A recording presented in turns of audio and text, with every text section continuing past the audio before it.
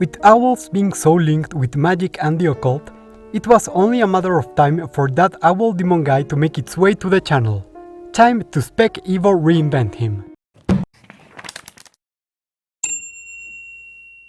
Hello everyone, and welcome to the Speculative Wildlife Research Center.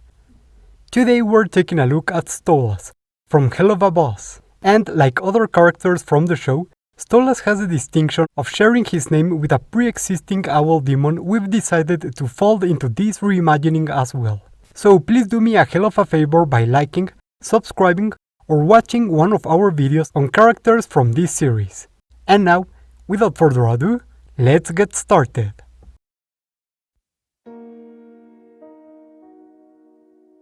While it is often easy to believe that ancient people were more in tune with nature, the amount of animals transformed into monsters by human imagination betrays the fact that people have always been at least a bit wary of everything that lurked out of sight. These animals don't even have to be dangerous. They only need to be a bit weirder looking than we are comfortable with, such as happens with today's research subject, the Mobubo coronatus. The Stolas, as they are commonly known, are relatives of owls, although belonging to their own family composed of many large species we have yet to meet in our files. These birds are characterized by their rather tall bodies, nearing the height of a human being, and much of this height is due to their long legs and neck, the last of which can be folded back in a manner similar to night herons when the Stolas is resting, or at least not actively hunting. This added height helps them survey the environment while hiding among the tall grasses in their habitat, thus allowing them to detect prey hiding nearby. The way they kill their prey is rather similar to that of the secretary bird. They will stomp on it until it stops moving, and then pick it up using their long neck to get close to the ground. Interestingly, while they feed on anything small enough to be stomped on, they will especially feed on insects and invertebrates that have incorporated mineral particles into their exoskeleton as a means of protection. This protection, of course, is insufficient against the owl stomps, and these animals will be eaten without issues, with the resulting pellets, the regurgitated remains of their food, showing a very fascinating and not at all gross shimmer, leading to many ancient sources linking these birds to precious stones. Yet, despite their great hunting prowess, the Stolas are far from the only predators in their habitat, and in order to avoid becoming prey themselves, they have developed ways to keep other predators at bay. See, their bodies are covered in a series of highly reflective feathers, their iridescence achieved thanks to the presence of stacked melanosomes, a feature seen in other species of bird.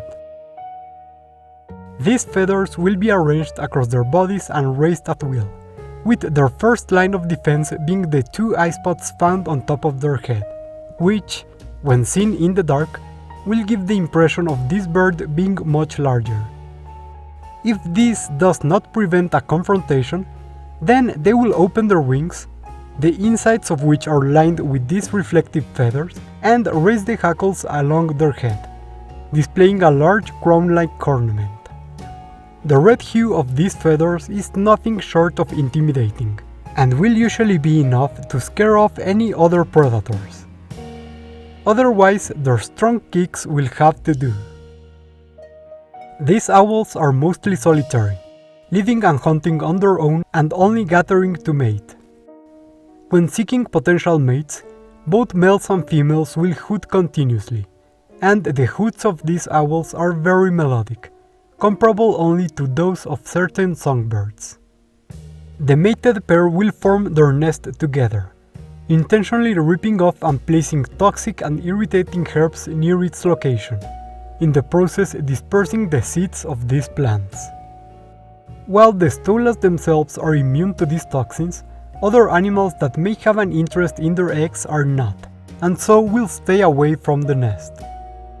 The two birds will stay together until their egg has hatched and the hatchling has developed enough, shedding its whitish down and developing the dark grey coloration that will help it hide among the vegetation. Most interestingly, the Stolas hatchlings have small claws on their wings, similar to those seen on the Hoatzin or the Megaornis, which are useful for climbing the trees for protection. While these digits are still present once they have developed into adulthood, they are not strong nor developed enough for them to be of much use to the adult beyond grasping the vegetation as they move through it. Once the hatchling has matured, the two parents will violently assert their own dominance over the territory until either leaves. As a note, this species of owl is among the known species that form same-sex relationships, even as fleeting as they may be in this species. In medieval times, many looked to these birds for wisdom, writing down their observations and trying to interpret what they saw, resulting in the writing of books known as grimoires. Some of the information gathered in these books is invaluable, and it is unquestionable that a great degree of knowledge about herbs and toxins was derived from observing them, and many tried to tie their mating season with star movements and the seasons, leading to the description of many constellations. Sadly, these same texts also irreversibly linked these birds with demons in the minds of many people, which resulted in them being hunted down due to superstitious belief. While once they were the apex predators in their environment, these hunts, as well as the introduction of invasive species of similarly large predatory birds, have severely reduced their numbers. Modern repopulation programs are hard at work to help this species regain its numbers anew. And that's it for Speculative Biology look into Stolas. As mentioned at the beginning, we decided to do this episode as a mix of the cartoon character and the medieval demon owl, because they share the same name and essential concept, and there wasn't much room to do both as different things.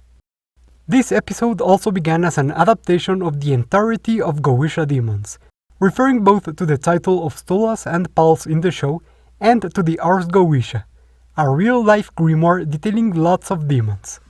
But as I started doing research, it turned out the variety of demons falling in both was a bit too much to do on its entirety, and so we collectively decided to go with just Stolas instead.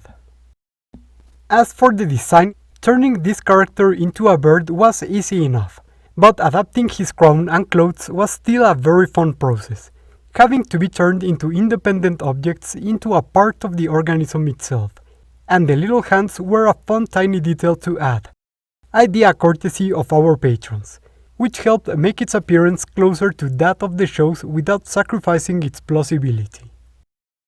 I know many people have wanted to see more from these shows, so here's a thank you to everyone who asked to see this and other characters brought to the channel.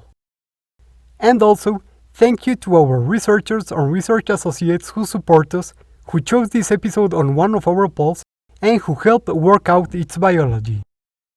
If you want to, you can always join through Patreon and YouTube memberships, and you also get to see all of our creatures and videos ahead of time in the process. And you can also like, subscribe, or write a comment telling me any type of creature you would like me to give the Spec Evo treatment in the show. Any of those really help the channel a lot. Man, demons sure are a whole thing, but you know what's even scarier than demons? Hackers. Luckily, you can banish them to the Shadow Realm thanks to today's sponsor, NordVPN. NordVPN helps protect you from hackers trying to steal your information thanks to their wide array of tools that allow you to secure your online traffic through encryption, hide your IP address, block malware and trackers, and a lot more stuff. And they also let you know if your data has been compromised, which helps you take action. So click the link on the description and get NordVPN to regain your internet security. And you also support the channel in the process. So anyways, that's it for today. Let us know in the comments what other characters from Hazbin Hotel and Helluva Boss you'd like to see on the channel. Thank you all for watching, and see you all next time on the Speculative Wildlife Research Center.